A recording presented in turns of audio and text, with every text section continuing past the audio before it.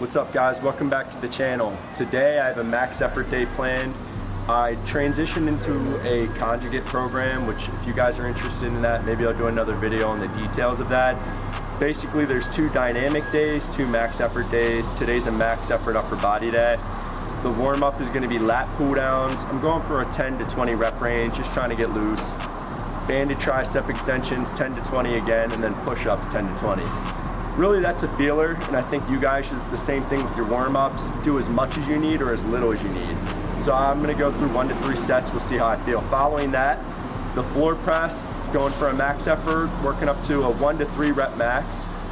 The floor press is a partial range press, so you come down, your elbows touch the ground, and then you extend up. So I'll probably be about 3 inches off the chest.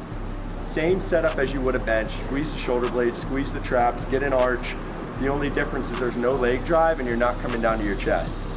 It's a little bit harder than a regular bench would be if you're an advanced lifter because there's no leg drive. For a beginner, it's gonna be a little bit easier. So the way it'll transition over works on my top end range on my regular bench press, so trying to work on my lockout and get that better. So we'll see what we get worked up to today. It's been quite some time since I've gone heavy on one of these, so really not sure what I'll get, but we'll take a look and see what I can work up to.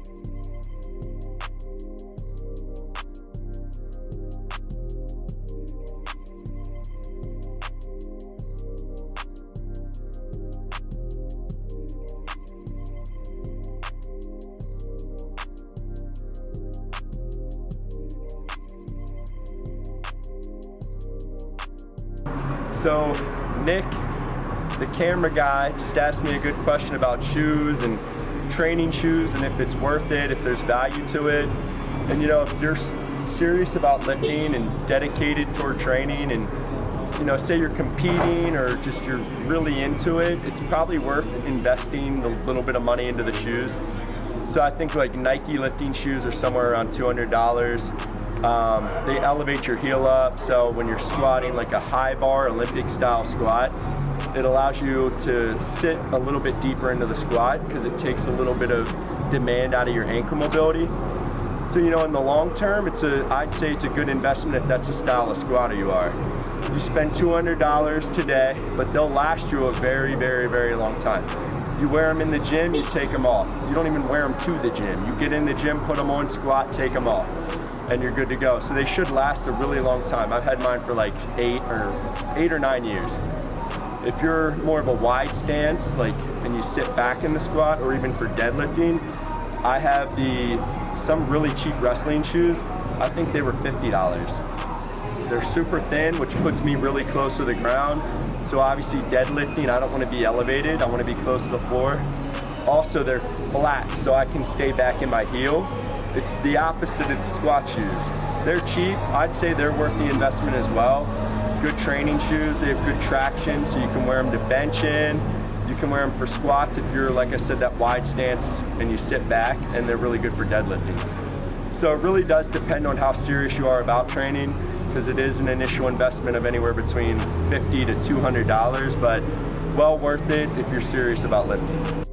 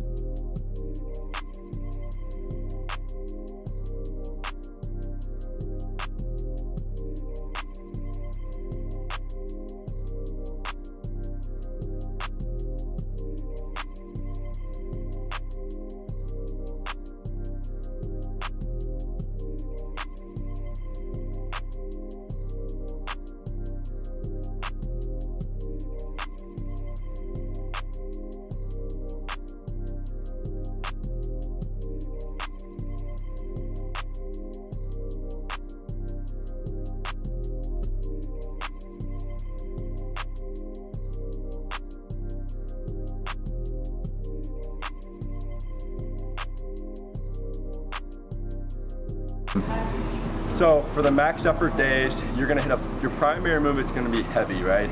So you work up to a 1 to 3 max, you typically wanna try to hit a single. But if you're a beginner, I wouldn't advise doing that, but you know, if you're an expert in the gym, it's okay, you know what you're doing, work up to a heavy single. The accessory work is all light, single joint movements, very basic movements, like triceps. Secondary movement I hit was rope tricep extensions. So on the cable machine, I hit sets of 10 to 15 for tricep extensions. Tried to up the weight a little bit. I used 40 pounds up to 50 pounds for the last set, I think. Then after that, some dumbbell rows, so just a basic back movement. Use the hundreds, hit 10 each arm.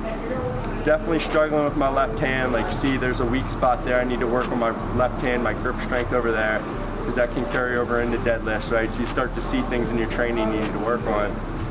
Hit 4 sets there. Then after that, I paired up some core and some upper back. So I did banded face pulls, and I paired it up with some hanging leg raises. So you guys will see on the leg raises, I'm holding onto the bar. So again, trying to work on that grip strength. But also for me, I'm trying to get my feet up so they come past my hips.